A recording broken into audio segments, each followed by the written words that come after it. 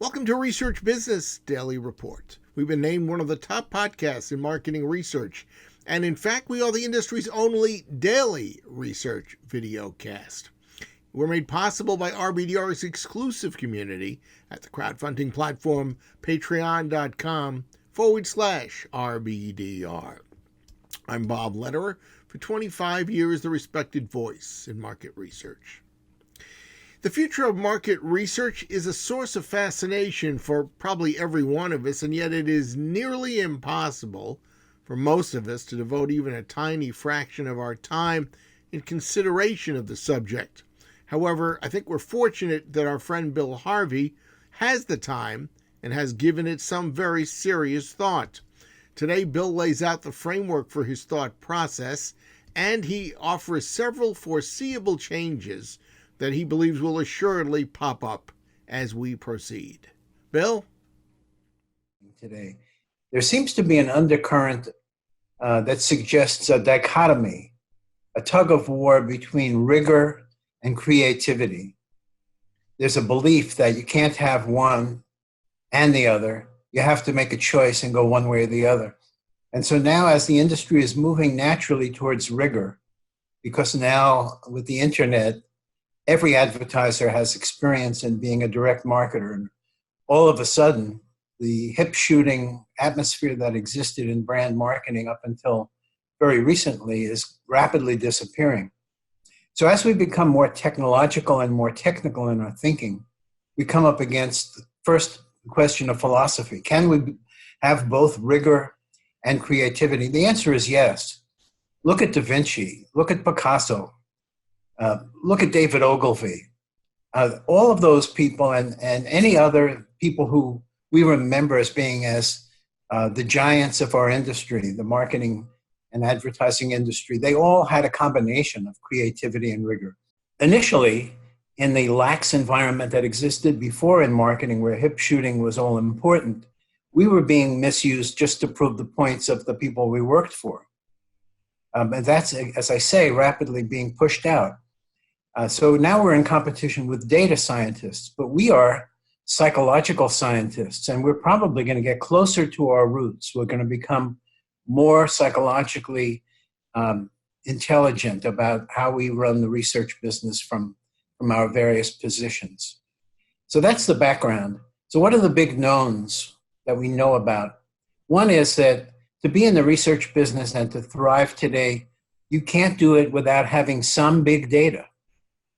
If you survive only on the basis of panel data and survey data, when we know that 95% of all verbal responses, 95% of all decision-making is excluded from the purview of oral or written responses. Verbal responses only taps 5% of what's going on to change behavior from the mental processes. What kind of big data should you acquire if you're in the research business and you have some money and you're thinking about the future? Go for something that's exclusive and unique, not something that everybody has.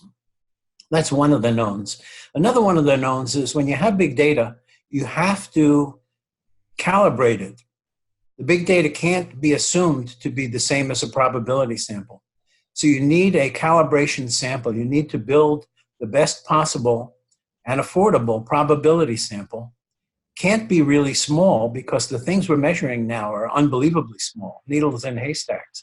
So it's got to be a decent size. That's quite an investment. Not only a probability sample, but you have to have a high response rate. You have to know how to get a high response rate. So right now, Nielsen is the only one who has that expertise in the US and is using it and leveraging it properly. Even when you have a high response rate, what is high? It's 50%. That means half the country you're not measuring. The people who are psychologically different because they won't be in surveys or panels.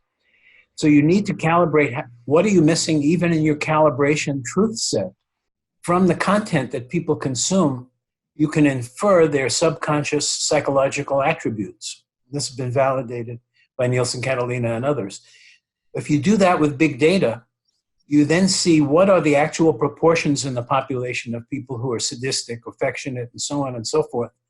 And you can make sure that your calibration panel is weighted to be psychologically representative, not just demographically and geographically. Those are the things we know.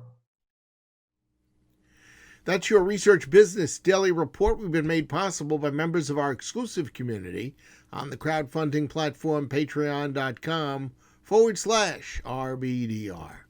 RBDR is produced thanks to the interest and the support of regular viewers who watch our videos, which, as most of you know, appear Monday through Thursday most weeks.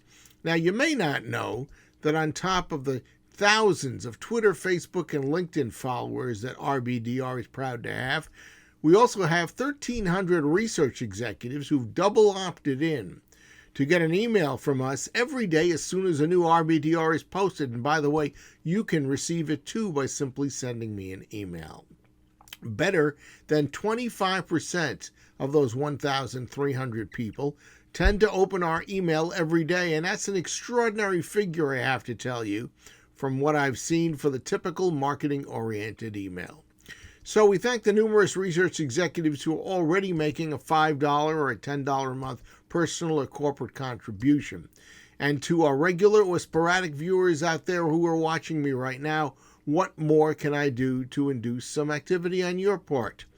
We can't ignore the point of view that the internet is a haven of freebie information. However, we believe that RBDR's consistent quality and reporting is atypical and therefore worth viewers' support. One of the great things about going to patreon.com/RBDR is that everyone who goes there can select the patronage level that works for them, whether it's $5 a month or $10 a month or perhaps even more. Whatever you feel comfortable committing yourself to, and that is affordable to you. In the meantime, as you give it a thought, have a great research day, and we will see you here tomorrow.